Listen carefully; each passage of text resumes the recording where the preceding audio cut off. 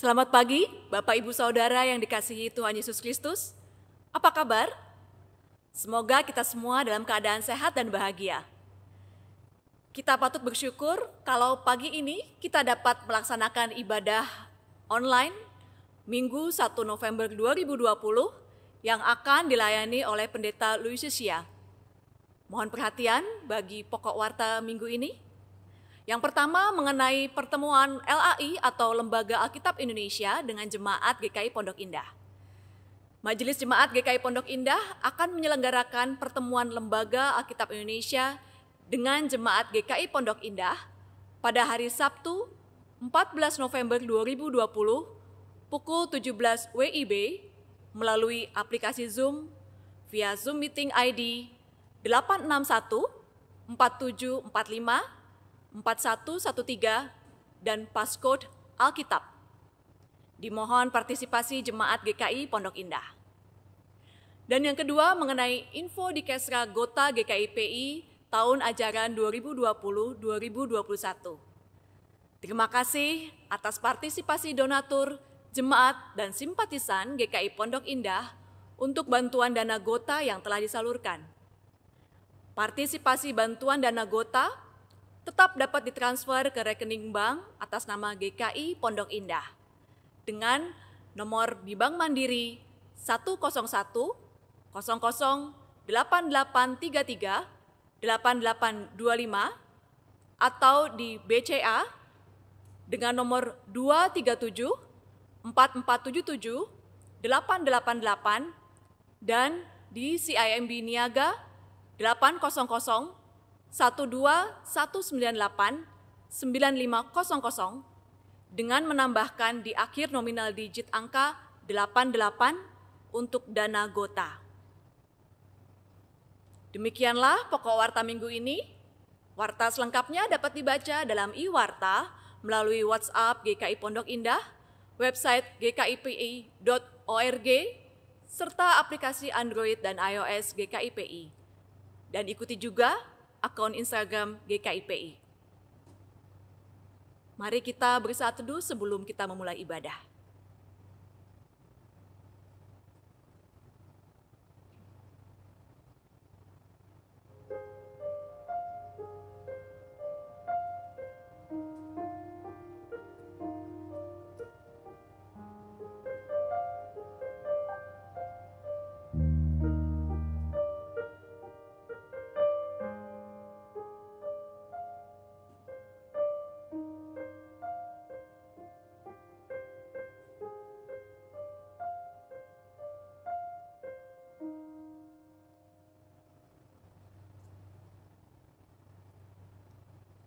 Mari kita bangkit berdiri.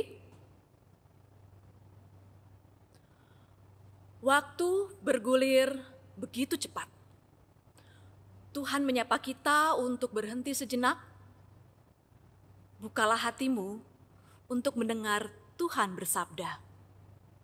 Walaupun kita sering kali meninggalkan Dia, tetapi Dia tidak pernah meninggalkan kita sendirian mengarungi kehidupan. Sebab Dia adalah Tuhan yang setia dan adil. Haleluya, kami mau memuji Tuhan setiap waktu.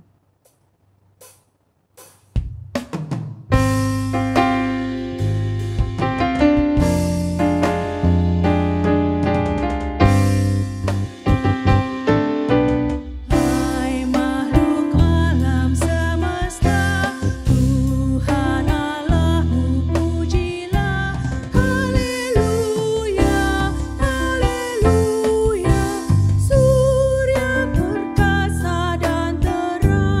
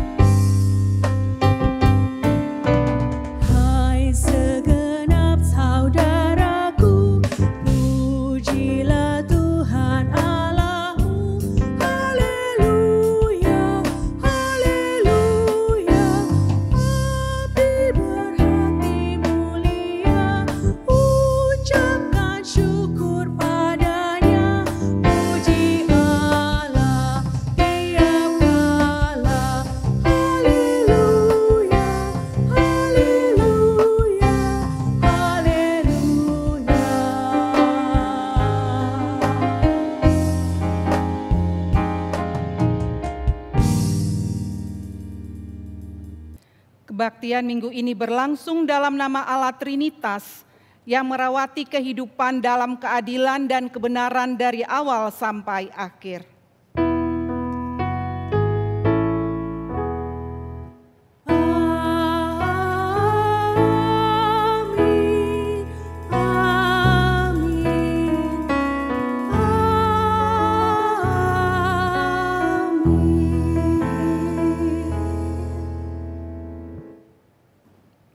Kasih karunia dan damai sejahtera beserta saudara.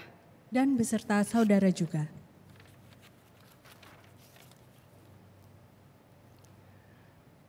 Tema minggu ini adalah Tuhan menyatakan keadilan. Keadilan seperti apa yang telah dinyatakan Tuhan bagi umatnya. Dan sejauh mana gereja terus memperjuangkan keadilan Tuhan sebagai alat keadilan dan kebenaran bagi seluruh dunia. Mari kita belajar di minggu ini dan kita praktekkan keadilan Tuhan di dalam kehidupan sebagai bentuk pengakuan kita kepada Allah yang adil dan benar.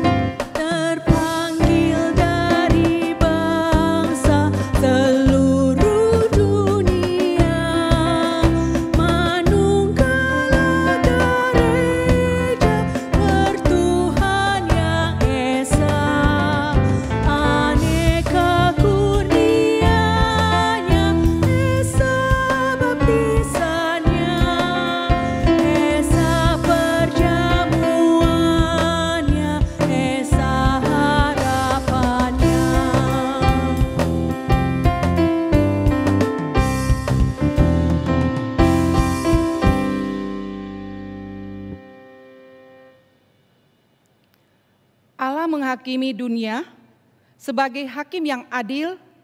Dalam kehadiran Allah terpaut juga kasih-Nya yang besar akan dunia ini. Maka terbukalah jalan keselamatan bagi manusia yang berdosa, dan Allah bertindak sebagai juru selamat umat-Nya. Atas dasar kasih Allah, marilah kita menghampiri Allah dalam doa pengakuan salah dan dosa. Kita berdoa. Bapa dalam sorga, dalam keberdosaan kami menghampiri-Mu dan memohon pada Tuhan, kiranya mau mengampuni segala dosa dan salah yang telah kami akui dengan jujur di hadapan-Mu pada hari ini. Ampunilah segala dosa kami dan perbaharunilah hidup kami untuk berada di jalan-Mu dan terus mau menghidupi pemulihan yang telah Tuhan kerjakan bagi kami di tengah-tengah kehidupan keluarga kami, gereja kami, dan masyarakat kami. Kiranya karya Tuhan memulihkan kami semua.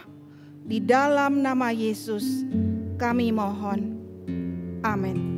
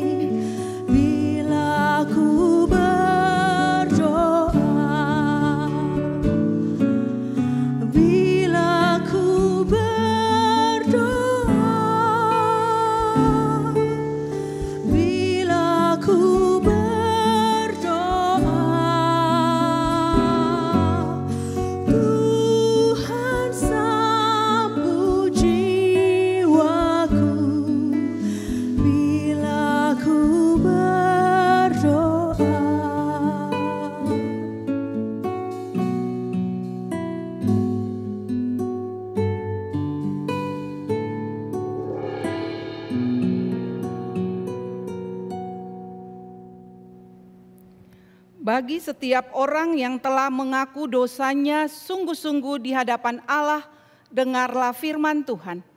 Tuhan adalah pengasih dan penyayang. Tuhan memelihara orang-orang sederhana. Aku sudah lemah tetapi diselamatkannya aku. Kembalilah, tenang hai jiwaku, sebab Tuhan telah berbuat demikian kepadamu. Demikianlah berita anugerah dari Tuhan. Syukur kepada Allah. Bapak, Ibu, Saudara yang dikasihi Tuhan, mari nyatakanlah salam damai di tengah-tengah kehidupan kita.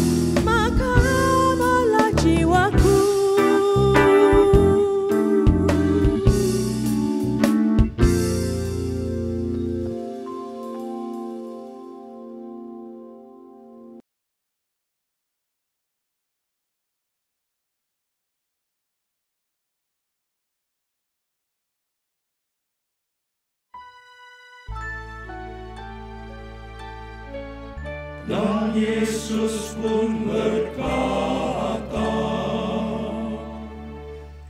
Aku inilah jalan kebenaran dan aku juga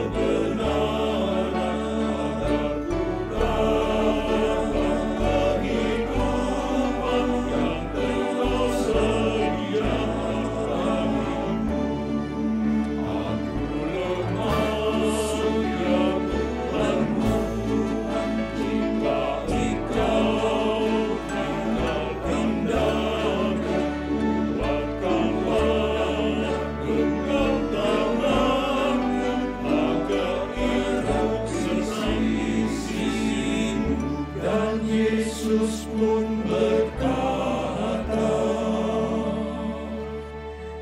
yakinlah engkau, aku tiada jauh.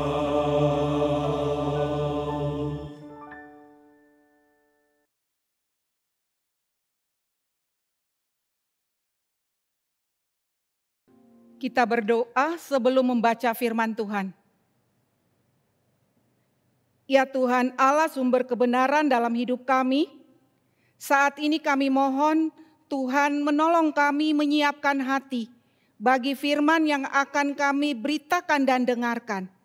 Pimpinlah kami supaya setelah mendengarkan dan memberitakan firman Tuhan, kami sepakat untuk melakukannya dengan baik. Di dalam nama Yesus firman yang hidup, kami berdoa. Amin.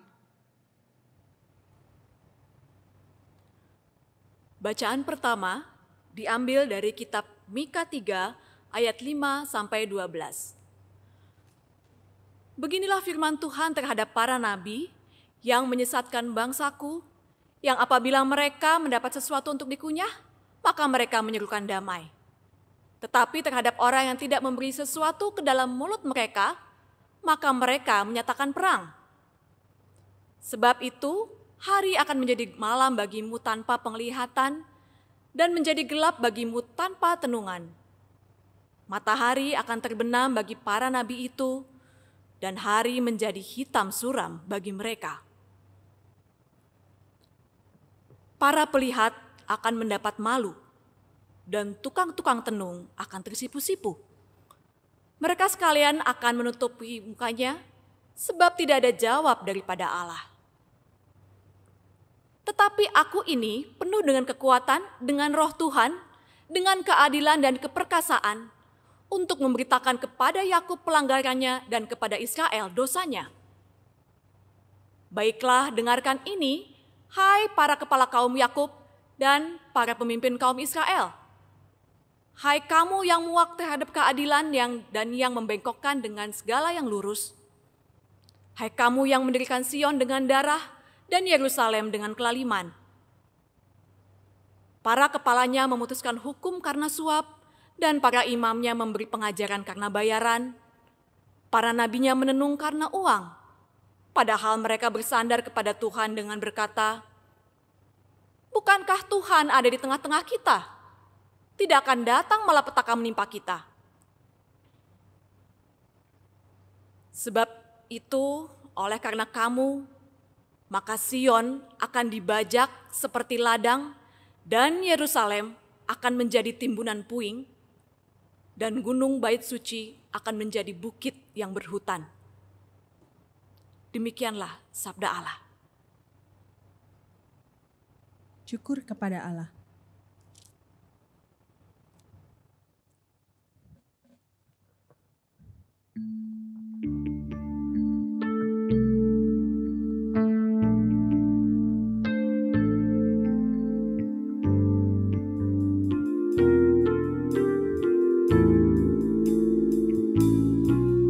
Mengapa kau tertekan, hai jiwaku?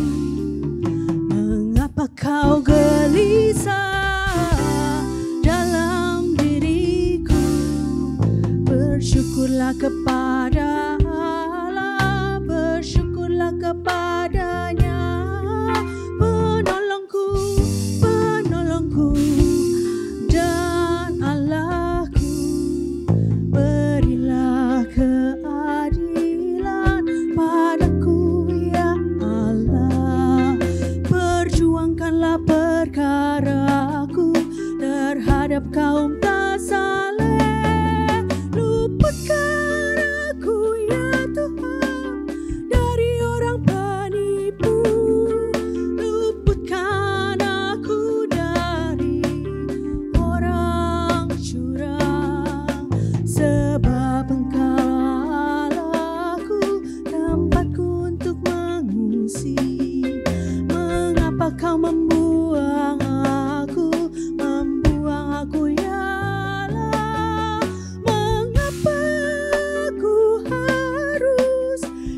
dengan berkabung, berkabung dalam impitan musuh-musuh.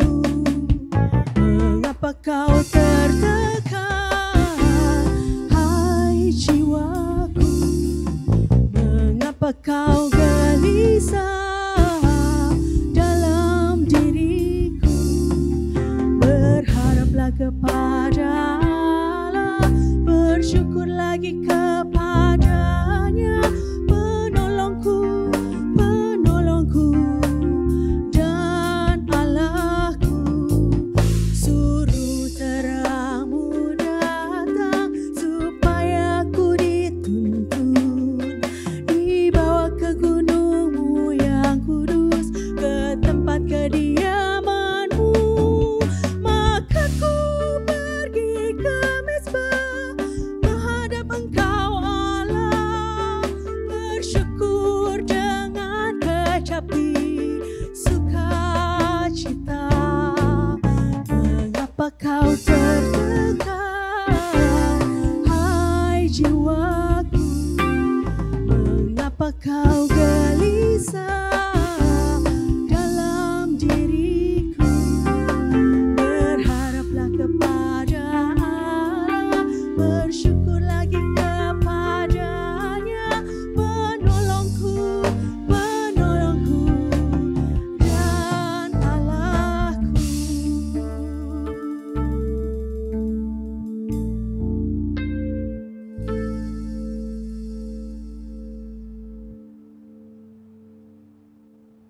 Bacaan kedua kita ambil dari kitab 1 Tesalonika 2 ayat 9 sampai 13. Sebab kamu masih ingat saudara-saudara akan usaha dan jerih kami, sementara kami bekerja siang malam, supaya jangan menjadi beban bagi siapapun juga di antara kamu, kami memberitakan Injil Allah kepada kamu. Kamu adalah saksi, demikian juga Allah, betapa saleh, adil dan tak bercacatnya kami berlaku di antara kamu yang percaya. Kamu tahu betapa kami, seperti bapa terhadap anak-anaknya, telah menasihati kamu dan menguatkan hatimu seorang demi seorang, dan meminta dengan sangat supaya kamu hidup sesuai dengan kehendak Allah yang memanggil kamu ke dalam kerajaan dan kemuliaannya. Dan karena itulah kami tidak putus-putusnya mengucap syukur juga kepada Allah. Sebab kamu telah menerima firman Allah yang kami beritakan itu, bukan sebagai perkataan manusia, tetapi, dan memang sungguh-sungguh demikian, sebagai firman Allah yang bekerja juga di dalam kamu yang percaya. Demikianlah sabda Allah. Syukur kepada Allah. Bacaan Injil menurut Matius pasal 23 ayat 1 sampai 12. Maka berkatalah Yesus kepada orang banyak dan kepada murid-muridnya katanya, ahli-ahli Taurat dan orang-orang Farisi telah menduduki kursi Musa. Sebab itu turutilah dan lakukanlah segala sesuatu yang mereka ajarkan kepadamu. Tetapi janganlah kamu turuti perbuatan-perbuatan mereka, karena mereka mengajarkannya, tetapi tidak melakukannya. Mereka mengikat beban-beban berat, lalu meletakkannya di atas bahu orang, tetapi mereka sendiri tidak mau menyentuhnya. Semua pekerjaan yang mereka lakukan hanya dimaksud supaya dilihat orang. Mereka memakai tali sembahyang yang lebar dan jubah yang panjang. Mereka suka duduk di tempat terhormat dalam perjamuan dan di tempat terdepan di rumah ibadat. Mereka suka menerima penghormatan di pasar dan suka dipanggil rabi. Tetapi kamu, janganlah kamu disebut rabi, karena hanya satu rabimu dan kamu semua adalah saudara. Dan janganlah kamu menyebut siapapun bapa di bumi ini, karena hanya satu Bapa, karena hanya satu Bapamu, yaitu Dia yang di sorga. Janganlah pula kamu disebut pemimpin, karena hanya ada satu pemimpinmu, yaitu Mesias. Barang siapa terbesar di antara kamu, hendaklah ia menjadi pelayanmu. Dan barang siapa meninggikan diri, ia akan direndahkan. Dan barang siapa merendahkan diri, ia akan ditinggikan. Demikianlah Injil Tuhan Yesus Kristus. Yang berbahagia adalah mereka yang mendengar firman Allah dan yang memeliharanya. Haleluya. Haleluya, haleluya, haleluya.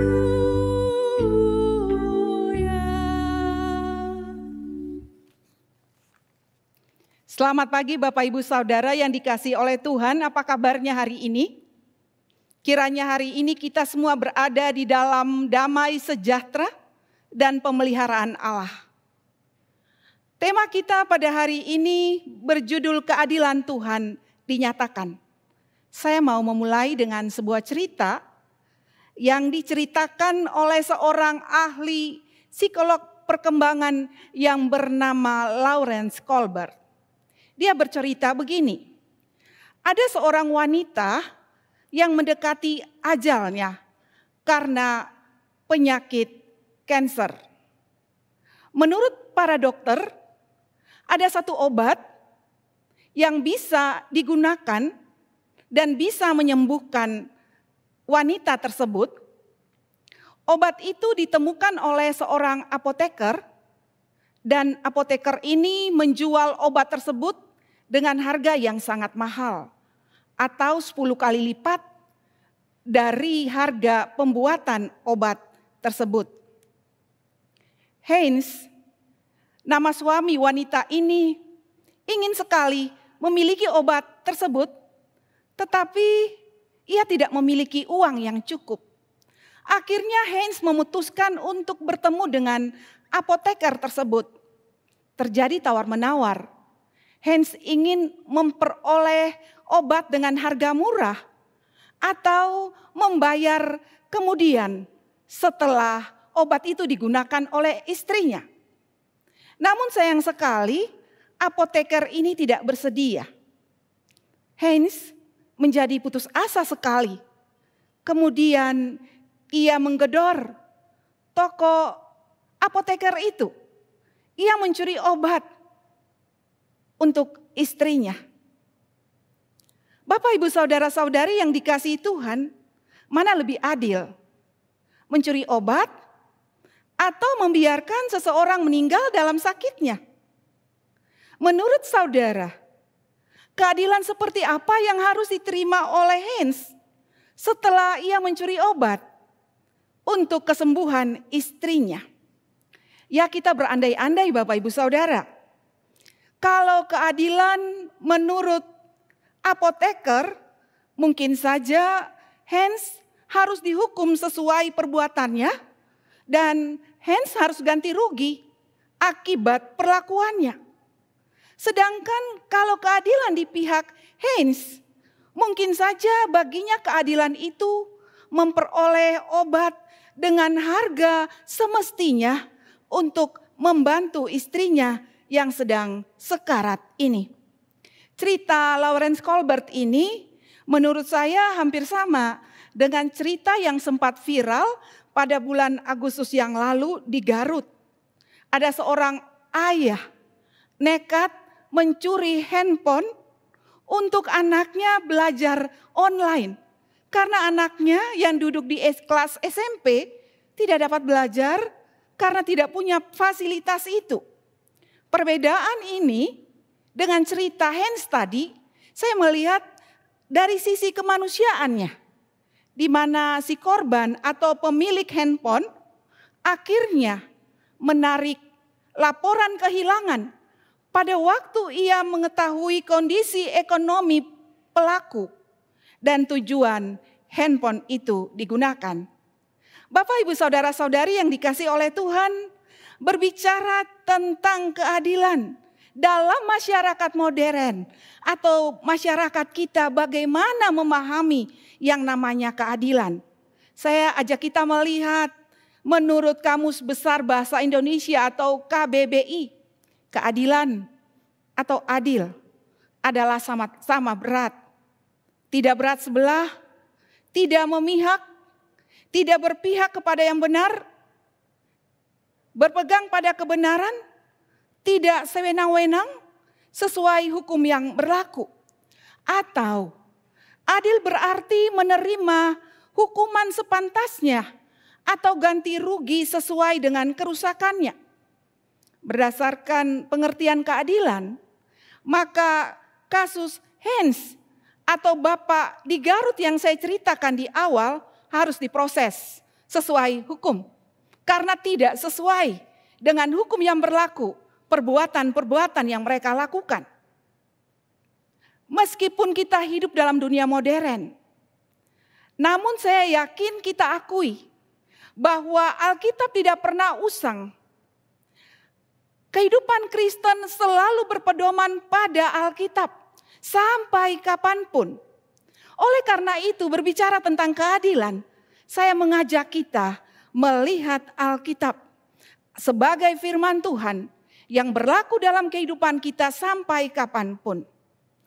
Alkitab pada waktu berbicara tentang keadilan memiliki dua sisi yang berkaitan dan itu tidak bisa dilepaskan satu dengan lainnya.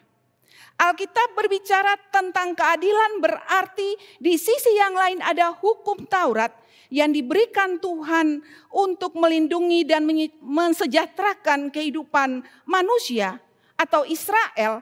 Sedangkan di sisi yang lain, keadilan berarti berkaitan dengan relasi yang benar dalam kehidupan sosial. Jadi kalau kita berbicara tentang keadilan dalam Alkitab, tidak semata-mata kita berbicara atau melihat hukum, tetapi kita juga melihat relasi kasih dan kepedulian terhadap sesama dan seluruh ciptaan. Saya kembali lagi Bapak Ibu Saudara, kalau kita melihat dilema Heinz di atas, maka dapat dikatakan bahwa terjadi ketidakadilan dalam relasi antara apoteker dan Heinz. Atau saya juga mau katakan bahwa Heinz telah melakukan ketidakadilan bagi sang istri yang sakit, yakni berlaku curang untuk kesembuhannya. Keadilan dalam bahasa Ibrani mempergunakan kata mispat dan sedekah. Mispat berkaitan dengan keadilan dan hukum-hukum, kemudian sedekah berkaitan dengan kebenaran atau prakteknya di dalam kehidupan. Dan saya yakin kita setuju bahwa hukum tidak bisa dilepaskan dari perbuatan. Atau keadilan tidak bisa dilepaskan dari kebenaran dalam kehidupan. Supaya kita memiliki konsep yang lebih jelas, saya mengajak kita melihat kata dasar mispat dan sedekah secara harafiah. Mispat, keadilan dan sedekah kebenaran secara harafiah artinya melakukan keadilan seperti memperbaiki kesalahan. Cara membawa diri sebagai orang percaya. Cara yang benar bagi seseorang memperlakukan orang lain. Kalau itu pengertian dasar dari mispat dan sedekah, saya ulangi lagi, memperbaiki kesalahan, membawa diri sebagai orang percaya, dan cara orang benar memperlakukan orang lain di dalam kehidupannya. Pertanyaannya, apakah nilai-nilai keadilan yang saya sebutkan di atas hidup dalam kehidupan kita, dalam keluarga, gereja, dan juga di dalam masyarakat kita. Tatkala kita melakukan keadilan yang saya sebutkan di atas, tanpa kita sadari, tanpa kita pikirin, kita sedang menyatakan Allah sebagai Allah yang adil di tengah kehidupan. Karena keadilan merupakan karakter Allah yang tidak pernah berubah sepanjang masa, sepanjang kehidupan. bicara tentang keadilan tadi, bukan saja dalam konsep hukum, tetapi dalam konsep relasi kita dengan orang lain, relasi kita dengan sesama, relasi kita dengan pasangan, relasi kita dengan orang tua, anak, sahabat, teman-teman sepelayanan, dimanapun kita berada. Akan lebih mudah dan menyenangkan jika kita membangun relasi dengan seseorang dalam keadaan mesra, hangat, tanpa problem, tetapi adalah sesuatu yang sangat sulit jika kita berelasi dalam konflik. Atau mau saya katakan dalam konflik, dalam persoalan, dalam permusuhan, dalam perdebatan pasangan suami istri, orang tua dan anak, sahabat dengan sahabat yang lain, karyawan dan atasan. Apakah kita memberi ruang untuk memperbaiki kesalahan?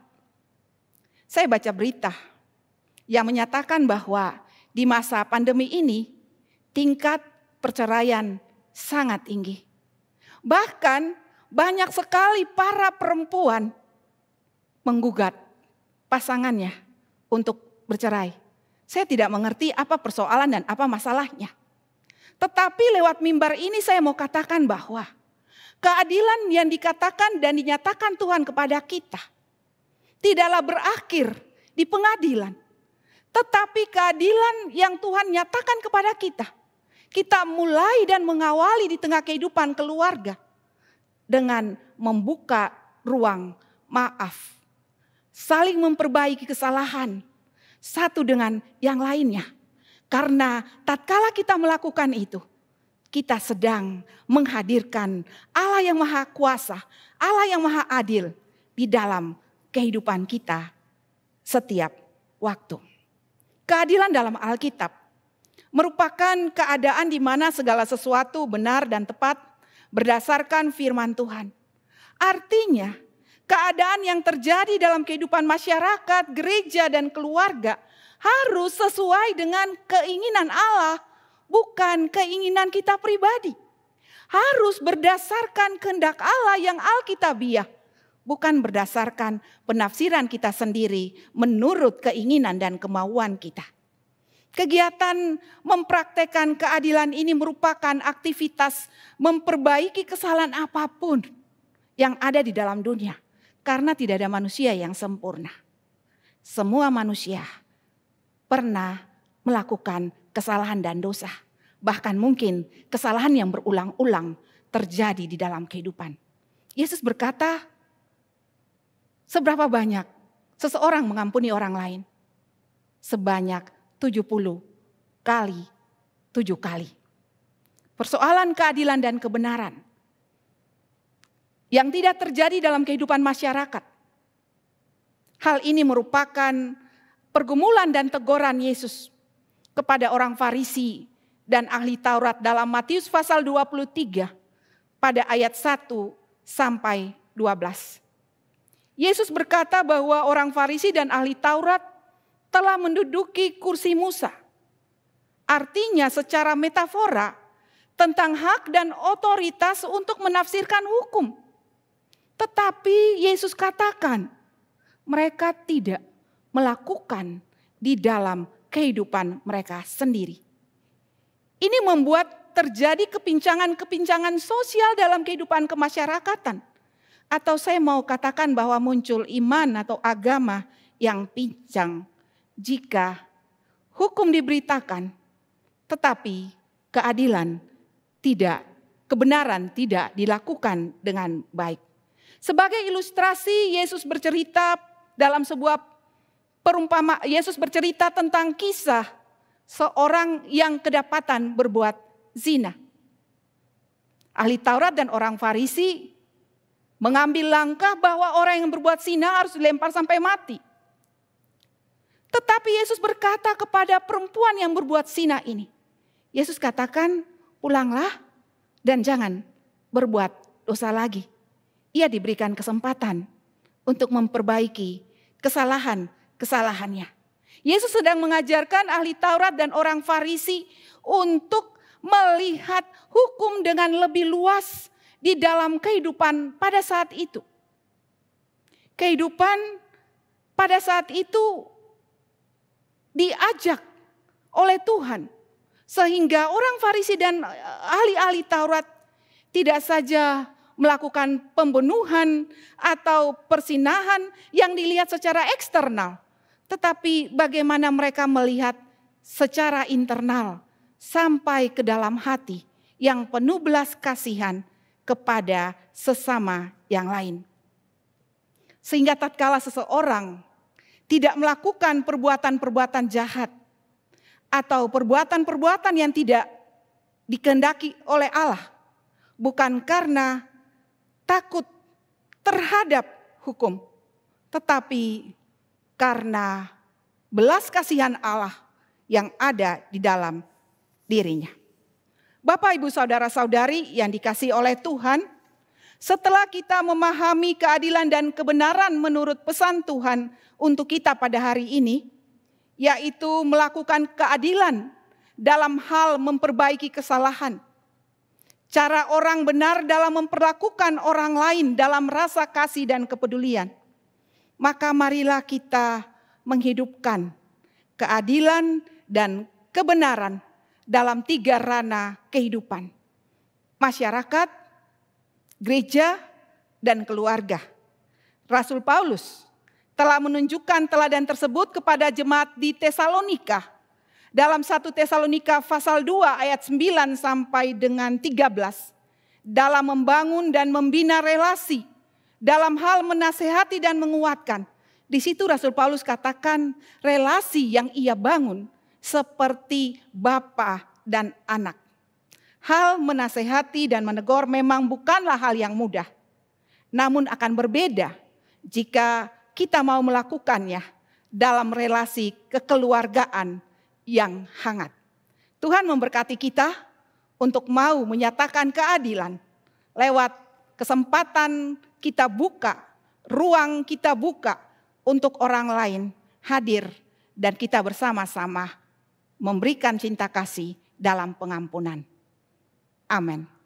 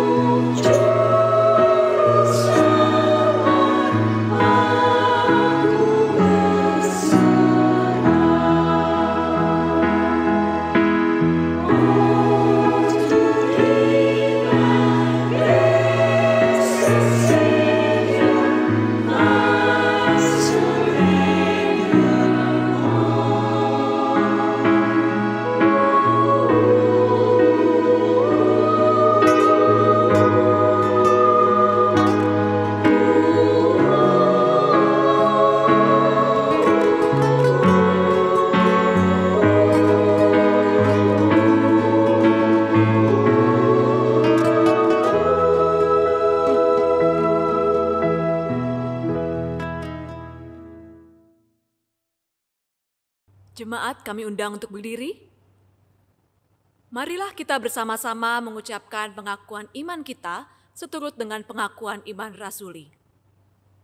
Aku percaya kepada Allah, Bapa yang Maha Kuasa, Khalik langit dan bumi, dan kepada Yesus Kristus, Anaknya yang tunggal, Tuhan kita, yang dikandung daripada Roh Kudus, lahir dari anak darah Maria, yang menderita sengsara di bawah pemerintahan Pontius Pilatus, disalibkan, mati dan dikuburkan, turun ke dalam kerajaan maut, dan pada hari yang ketiga bangkit pula dari antara orang mati, naik ke surga, duduk di sebelah kanan Allah, Bapa yang Maha Kuasa. Dan dari sana ia akan datang untuk menghakimi orang yang hidup dan yang mati. Aku percaya kepada Roh Kudus, gereja yang kudus dan am, persekutuan orang kudus, pengampunan dosa, kebangkitan orang mati, dan hidup yang kekal.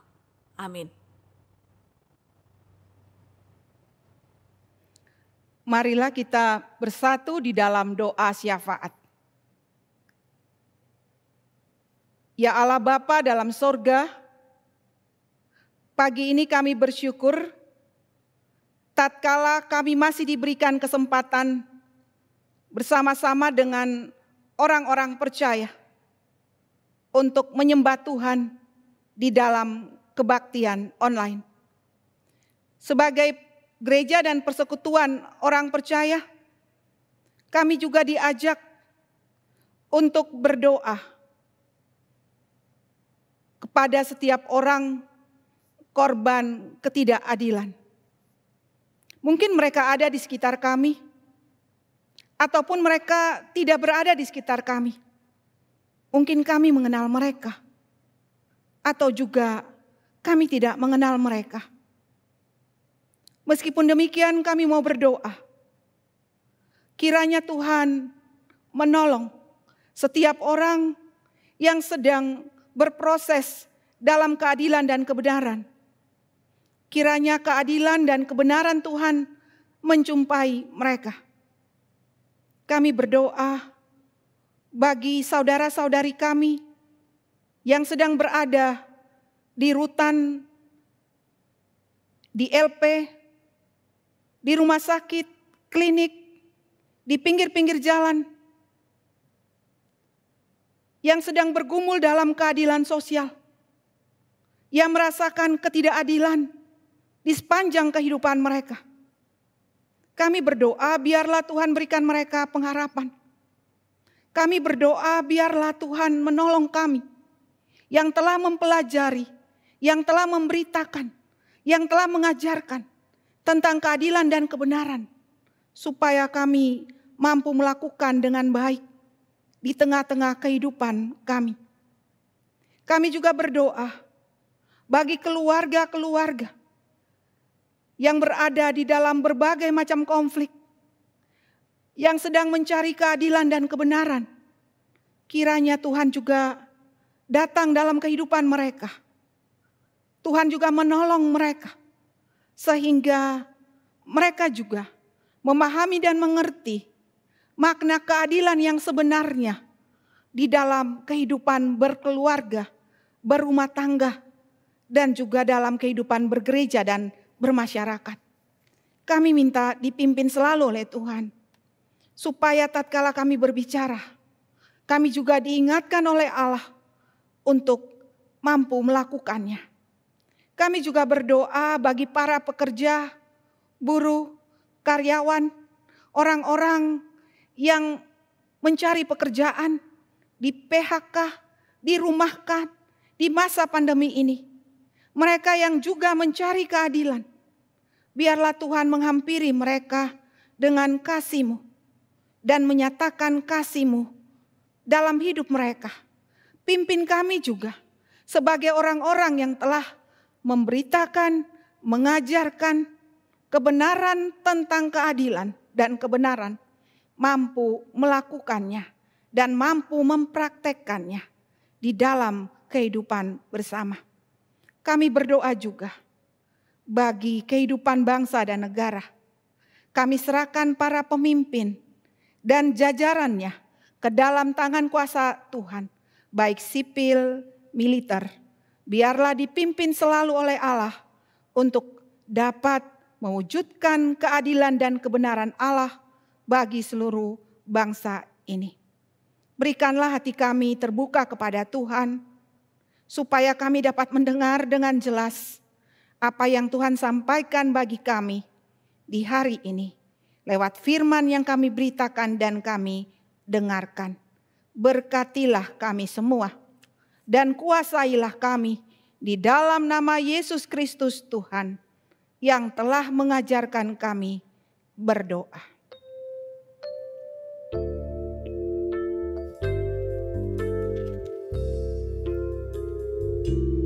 Bapa kami yang ada di surga, dikuduskanlah nama-Mu, datanglah kerajaan-Mu, jadilah kehendak-Mu di bumi seperti di surga. Beri kami hari ini makanan yang secukupnya. Ampuni salah kami seperti kami ampuni yang bersalah pada kami. Jangan bawa kami dalam pencobaan, melainkan lepaskan kami dari yang jahat. Sebab Kaulah yang punya kerajaan dan kuasa dan kemuliaan sampai selama-lamanya. Amin. Amin.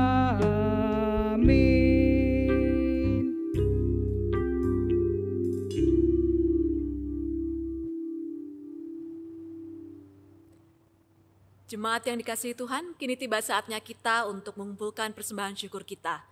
Dan kita alaskan di dalam Ibrani 13 ayat 16 Alkitab yang terbuka demikian. Dan janganlah kamu lupa berbuat baik dan membagikan apa yang kamu miliki, karena kurban yang seperti itulah yang menyenangkan Allah.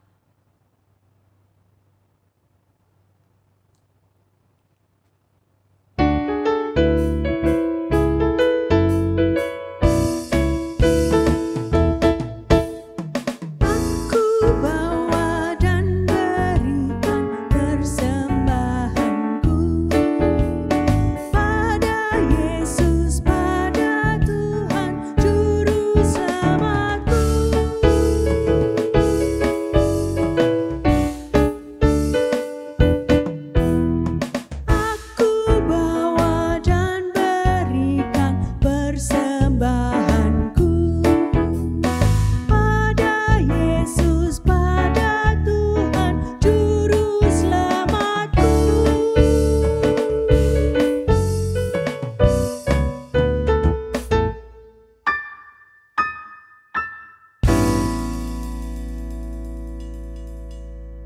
Tuhan, mari kita berdiri untuk menyampaikan doa persembahan syukur kita.